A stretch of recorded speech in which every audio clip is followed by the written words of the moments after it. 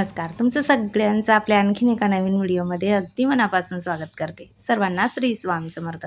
तुमचा सगळ्यांचा आजचा दिवस खूप छान, मस्त, आनंदाचा आणि आरोग्याचा जावो अशी स्वामींच्या चरणी प्रार्थना करते आणि आजच्या व्हिडिओला सुरुवात करते. कशा आहात तुम्ही सगळ्याजणी? खूप छान, मस्त आणि मजेतच असणार. 2 दिवसाच्या गॅपनंतर आपला व्हिडिओ आलेला आहे आणि मस्त छान असा देवपूजेपासून व्हिडिओला सुरुवात केलेली आहे. आता मस्त आपला अधिक मासाचा महिना जो आहे तो आता सुरू झालेला आहे आणि पहिल्याच दिवशी मस्त छान असा स्वामींसाठी चाफ्याचा जो काही हार होता ना, तो इथे आणलेला होता आणि घातलेला होता. मूर्ती छोटी असल्यामुळे हार जरा मोठा होतो हा चाफ्याचा, पण त्याचा सुगंध इतका छान आणि मस्त पूर्ण घरामध्ये दरवळत असतो ना, आणि इतकं छान प्रसन्न असं वातावरण वाटतं ना, ही फुलं देवांना वाहिली ना, तर खरंच घरामध्ये छान मस्त असा सुगंध येत असतो. आणि पिवळा चाफा हा स्वामींचा आवडीचाच आहे आणि महिन्याचा पहिल्या दिवसाची सुंदर अशी सुरुवात मी केलेली होती. सकाळीच देवांना नैवेद्य वगैरे दाखवून दिलेला होता. मस्त गोडासाठी शिरा मी बनवलेला होता आणि देवांना नैवेद्य दाखवला आणि देवपूजा मस्त छान अशी माझी झालेली होती. मंदिरात जाऊन आली, पण सकाळी ना लवकर मंदिरात जाते ना, त्यामुळे देवांना फुलं वगैरे काही भेटत नाही, कारण आमच्या इथं फुलवाला ना खूप जास्त उशिरा येतो. तर त्यामुळे फुलांचं जरा देवांना सध्या आणले जातच नाही आहेत. तर आणि या दिवसाची ना लगेच संध्याकाळपर्यंत फुलं सुकतातही, पण तरीही बघू आता मला आणून ठेवावे लागतील फुलं, कारण फुलांशिवाय पूजासुद्धा चांगली वाटत नाही. पण यांनी ना तिकडनं येताना मस्त छान हार दिसला होता ना चाफ्याचा, तर ते घेऊन आलेले होते. आणि नेहमी कसं मी स्कूलला वगैरे आणायला सोडायला जाते ना वेदूला, त्यावेळेस टायमिंग जरा चेंज असतो ना, तेव्हा मग फेरी होतच असते. तेव्हा फुलं आणून होतात आणि सुट्ट्या असल्या ना, की आपल्यालाही जरा बाहेर निघायचा कंटाळाच येतो. एकदाचं आपण जाऊन आलो ना, की नंतर मग छोट्या-छोट्या गोष्टींसाठी का होईना आपल्याला बाहेर जायचं असलं ना, तर मग आपण जरा कंटाळा करतच असतो, की अरे नको आता सुट्ट्या आहेत. आणि तसंही खाली वर करायचा आपल्याला जरा कंटाळाच येत असतो. त्यामुळे घरातून बाहेर निघायचं म्हटलं आणि मला तरी सुट्टीच्या दिवशी मग खूप कंटाळा येतो. आणि सध्या तर मुलींना सुट्ट्याच असल्यामुळे मी तितकी जास्त खाली जात नाही, एकदाचं मंदिरात जाऊन आल्यानंतर. पण बघू आणून ठेवावे लागतील. तसे हे आता उन्हाळ्याचे ना संध्याकाळपर्यंत फुलं खूप कोरडी होऊन जातात, पण आणून ठेवायचे आहेत मला, कारण देवांना ना फुलांशिवाय पूजा पूर्ण झाल्यासारखी अशी वाटतच नाही. सवयच झालेली असते आपल्याला प्रत्येक गोष्टीची. तर चला, मस्त छान अशी आज मी असे भाजून जो आहे ना तो मसाला केलेला आहे. मटकी बनवायची आहे मला मसाल्याची. तर त्यासाठी मी कांदा वगैरे ना कट वगैरे काही भाजून घेतलेला नाही कट करून. पण आता म्हटलं अशा पद्धतीने त्याला भाजून घेते.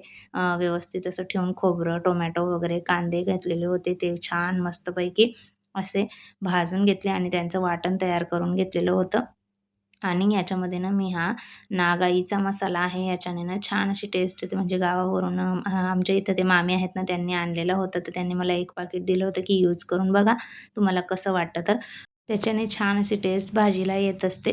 तर मग टाकलेलं होतं आणि खरंच छान होता मसाला. गावाकडे ना नवीन-नवीन काय-काय मसाले वगैरे पण येतात आणि यूज केल्यानंतर कळतं आपल्याला. इकडे तर मी जास्त करून कुठले जास्त मसाले आणत नाही. जो माझा खानदेशी काळा मसाला असतो ना, तो मी वर्षभराचा स्टोअर करून ठेवलेला असतो. तेवढा थोडाफार असला तरी मला बस होतं. जास्त काही मसाल्याचे पदार्थ मी बनवत नाही. 15 दिवसातनं एखाद्या वेळेस वाटणची भाजी अशी काळ्या मसाल्याची बनत असते. पण आता 2 दिवस आधीच बनलेली होती आणि मटकी असल्यामुळे मटकी मसाल्याचीच सगळ्यांना आवडते. त्याच्यासोबत भात वगैरे असला ना, की छान होते. म्हणून मग मी आज पण म्हटलं अशा पद्धतीने भाजून मग मी वाटण तयार केलेलं होतं. तर नाहीतर मी एव्हरेजचेच फक्त मसाले डीमार्टमधून आणत असते आणि तेवढा आपला खानदेशी काळा मसाला तेवढंच असतं. पण गावाकडे ना नवीन-नवीन काय-काय आणलं तर कळतंही आपल्याला. पण चला, असो स्वयंपाक वगैरे झालेला होता आणि मस्त संपूर्ण कामं वगैरे मी आवरून झालेली होती. लादी तेवढी माझी राहिलेली होती पुसायची. किचनवरचा पसारा तर स्वयंपाक झाल्या-झाल्या आवरून झाला, की मग जरा बरं वाटतं. नाहीतर नंतर मग कंटाळाच येतो थोडाफार कामांचा. तर त्याआधी ते सगळी कामं आवरली मी आणि लादी तेवढी राहू दिली. कारण का तर मग हे सगळं आणलेलं होतं ना, ते मला भरून वगैरे व्यवस्थित ठेवायचं होतं आणि सकाळी मी हे ट्रॅक आहे ना कांद्या बटाट्यांचं जे त्याच्यामध्ये ठेवते, ते स्वच्छ करून घेतलेलं होतं. जेव्हा कांदे वगैरे आणले जातात ना, तेव्हा जर संपलेले असले, की ते क्लीन करून झालेलं असलं, तर जोपर्यंत आपले कांदे पुरतात ना, तोपर्यंत काही टेन्शन नसतं. मग ह्या गोष्टी पहा स्वच्छ करायचं आपल्याला. नाहीतर बऱ्याच वेळेला ते खूप जास्त खराब होऊन जातं आणि मग क्लीन करतानाही आपल्याला त्रास होतो. त्यामुळे आपले डब्बे म्हणा किंवा अशा काही वस्तू आहेत त्या संपल्यानंतरच ते वेळच्या वेळी क्लीन करून घेतलेल्या असल्या ना तर त्या व्यवस्थित छान राहतातही. आणि जेव्हा आपण जास्त साफसफाई वगैरे काढतो ना तेव्हा जास्त डीप क्लीनिंग करायची आपल्याला काही गरज पडत नाही, कारण त्याआधीच क्लीनिंग असतं त्याचं. त्यामुळे नाहीतर बऱ्याच वेळेला काय होतं, फ्रीजच्या खाली असा ट्रॅक असला ना त्याच्यामध्ये कॉकरोच वगैरे सुद्धा जास्त आपण खूप दिवस क्लीन नाही केलं ना तर होऊ शकतात. तर ते मी आधी स्वच्छ धुवून घेतलं आणि मग कांदे, बटाटे वगैरे जे काही आणि थोडा वापरातला जो काही लसूण होता ना, तो त्याच्यामध्ये ठेवलेला आहे. 2 ते 3 दिवस झाले मी लसूण आणि कांदा वगैरे हे सगळं आणलेलं होतं, पण ते धुतलेलं नव्हतं म्हणून ठेवायचं राहिलं आणि अशा पद्धतीने मी 2-2.5 किलो लसूण आणलेला आहे आणि तो अशा पद्धतीने आता वर्षभर स्टोअर करून ठेवणार आहे. असं जर जाडीमध्ये एखाद्या फिट वगैरे करून ठेवला ना आपण, तर मग तो आरामात आपल्याला वर्षभर जातो आणि चांगला राहतो. हवा वगैरे लागते. इकडच्या साईडला मला कोपऱ्यामध्ये जागा आहे ना, तिथे मी खिळे मारून दिलेले आहेत. आणि अशा पद्धतीच्या जाड्या आपल्याकडे असतातच. काही ना काही आपण आणत असतो. चॉकोज वगैरे काही फ्रुट्स वगैरे काही आणत असतो ना, तेव्हा आपल्याला भेटलेले असतात. तर त्याच्यातच मी ते भरून ठेवलेलं आहे. मागच्या वर्षी मी तशाच पद्धतीने लसूण स्टोअर करून ठेवलेला होता. हवा वगैरेही लागते आणि छान राहतात किंवा बऱ्याच वेळेला ना भाव वगैरे जास्त कमी होत असतात लसणाचे. मागच्या वर्षी तर मी स्टोअर केलेला होता, पण भाव काही वाढला नाही. पण त्याच्या आदल्या वर्षी ना खूप जास्त महाग झालेला होता लसूण. त्यामुळे मी तेव्हापासून तो स्टोअर करून ठेवते अशा पद्धतीने. तर तोही ठेवलेला आहे आणि आता वर्षभर काही टेन्शन नाही आहे. मस्त पुरेल आरामामध्ये. आणि परत आपलं जे काही भरण्या वगैरे असतात त्यासुद्धा आपलं नेहमीचं दर महिन्याचं सामान वगैरे आणलेलं असलं तर तेही स्वच्छ धुवून वगैरे त्याच्यामध्ये आपल्याला जे काही साहित्य आहे ते अ, स्वच्छ धुवून जर भरलेलं असलं तर मग खराब वगैरे होत नाही. बरेच दिवस चांगलं राहतं. आणि ज्यावेळेस डीप क्लीनिंग काढतो तेव्हा डब्बे वगैरे क्लीनिंगची काही गरज पडत नाही. रात्री ना मुलांना मँगो शिरा बनवून देणार होती, कारण आता हे उद्या जाणार आहेत. त्यामुळे म्हटलं चला यांच्या आवडीचं काहीतरी बनवून देऊया यांना. म्हणून मग मँगो शिरा बनवायला घेतलेलं होतं. कारण तर मग परूला आवडतो आणि ती बोललेली होती, की मी जायच्या आधी ना काहीतरी गोड मला बनवून दे. तिला गोड जास्त आवडतं. तर म्हटलं चल तुला मँगो शिरा मस्त छान असा बनवून देते. तर त्यासाठी मग तूप घातलेलं होतं कढईमध्ये आधी आणि त्याच्यामध्ये मग रवा घातलेला आहे 1 वाटी.